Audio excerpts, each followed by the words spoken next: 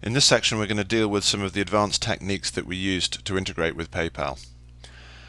Before I start, what I recommend that you do is that you open up the PayPal Sandbox API, and that will provide the context you need to better understand the integration.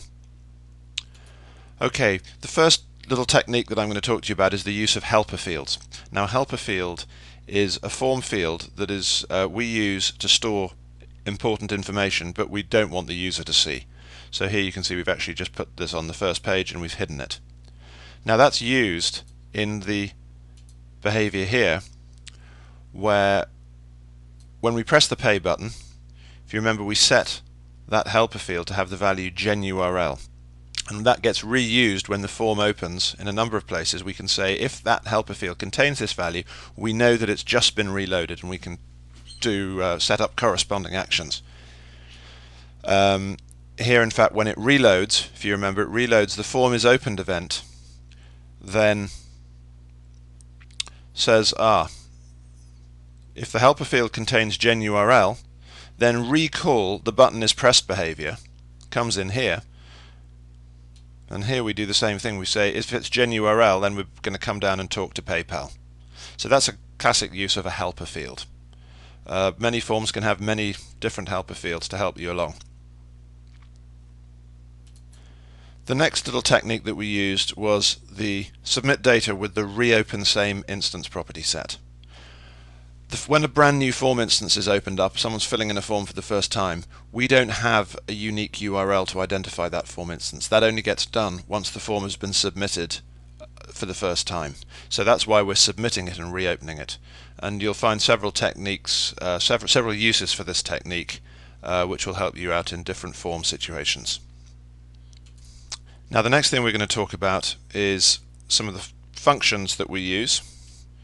And for instance, here on this redirect, we're using the extract query string parameter function.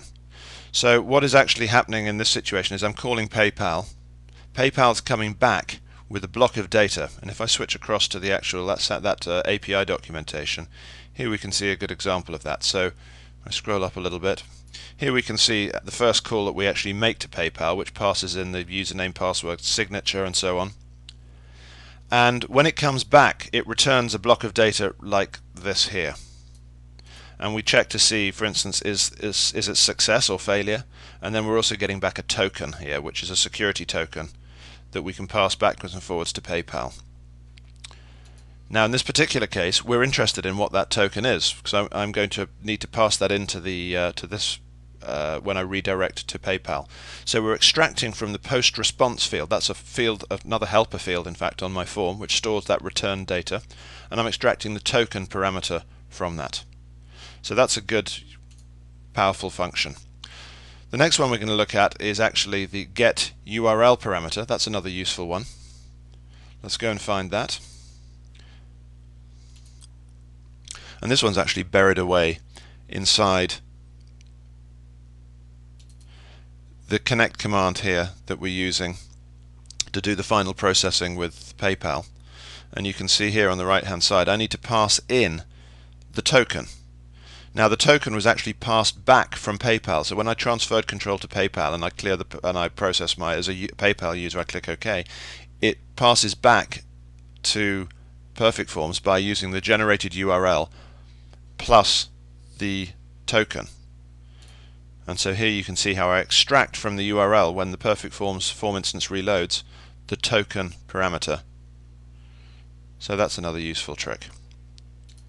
And the final thing that I might point out here is when the form opened, we specifically show that loading screen, which is the second page in the form, and we do that so the user doesn't sit looking at a sort of a blank area. So this immediately shows the loading screen, which was this other page here. There you can see, by the way, another helper field, which I left unhidden, but normally you'd hide. So hopefully there are a few tricks there which you can apply in different form applications as well.